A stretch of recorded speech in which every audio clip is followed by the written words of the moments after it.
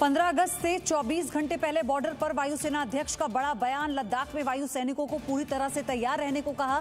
कल वायुसेना प्रमुख air chief marshal RKS Bhadauria ने राजस्थान में पश्चिमी वायु कमान के फ्रंटलाइन एयरबेस का दौरा किया। आज से राजस्थान विधानसभा का सत्र शुरू होगा। कांग्रेस ने कहा वो सदन में विश्वास प्रस्ताव लाएगी, जबकि बीजेपी ने अविश्वास प्रस्ताव की बात कही। खबरों के मुताबिक कार्यवाही का फैसला स्पीकर लेंगे। राजस्थान में बीएसपी ने अपने 6 विधायकों के लिए व्हिप जारी किया। अविश्वास प्रस्ताव लाए जाने की स्थिति में कांग्रेस के खिलाफ वोट करने को कहा गया। कांग्रेस में शामिल हुए 6 विधायकों पर आज राजस्थान हाईकोर्ट में भी सुनवाई होगी।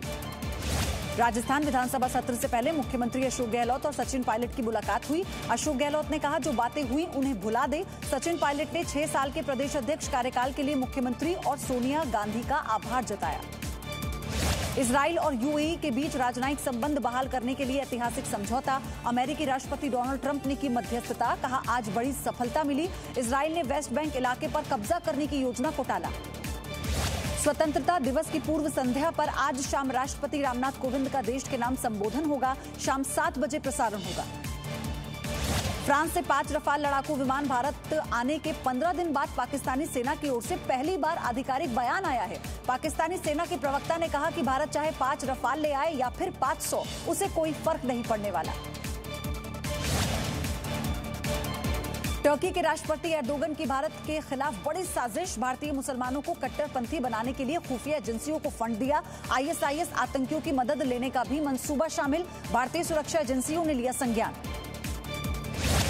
कर्नाटक के चिकमंगलूर में शंकराचार्य की मूर्ति का अपमान कर विवाद भड़काने की कोशिश। अज्ञात लोगों ने प्रतिमा पर कट्टरपंथी इस्लामिक संगठन का झंडा फेंका। एफआईआर दर्ज। दोषियों के खिलाफ कार्रवाई के आदेश। घटना को बेंगलुरु से जोड़कर देखा जा रहा है। बेंगलुरु में हुए दंगे पर पुलिस ने 4 एफआईआर दर्ज की। दंगाइयों पर सभी पुलिस वालों की हत्या करने का आरोप।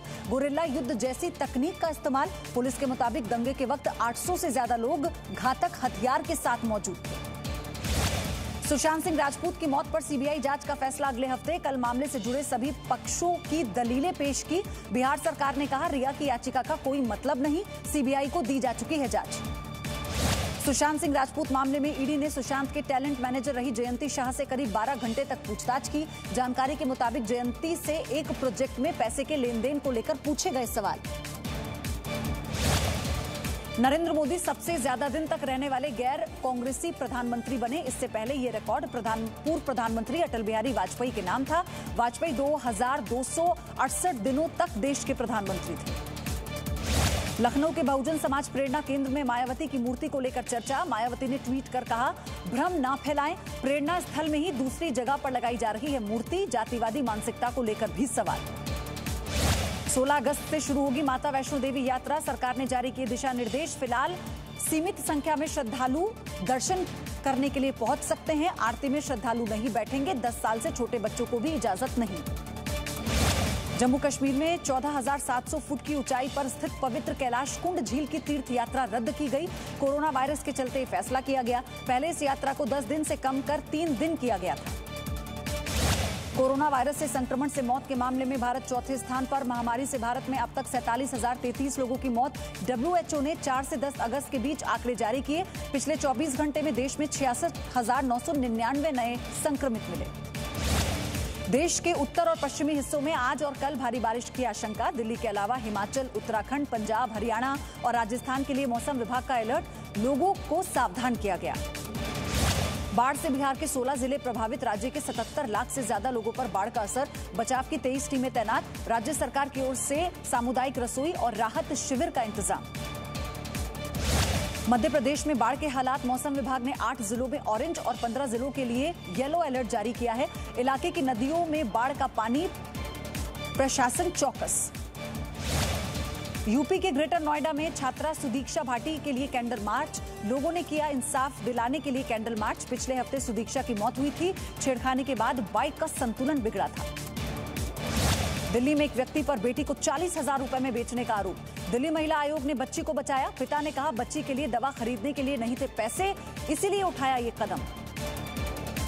मुंबई के चेंबूर इलाके में हादसा। घर की दीवार का हिस्सा गिरने से एक व्यक्ति की मौत। 5 लोग घायल हो गए। मकान में मरम्मत का चल रहा था काम। घायलों को अस्पताल में भर्ती कराया गया। यूपी के कानपुर में पुराने मकान का एक हिस्सा गिरा। बीती रात हुए हादसे में मां और बेटी की मौत हो गई। चोट लगने की वजह से दोनों बुरी तरह से जख्मी हो गई। रूस के फायर फाइटर्स ने दिखाया हौसला। जंगल की आग पर तेजी से पाया काबू। 1 लाख हेक्टेयर में लगी आग पर लगभग काबू पाया गया। हालात पर नियंत्रण के लिए युद्ध स्तर पर किए गए उपाय।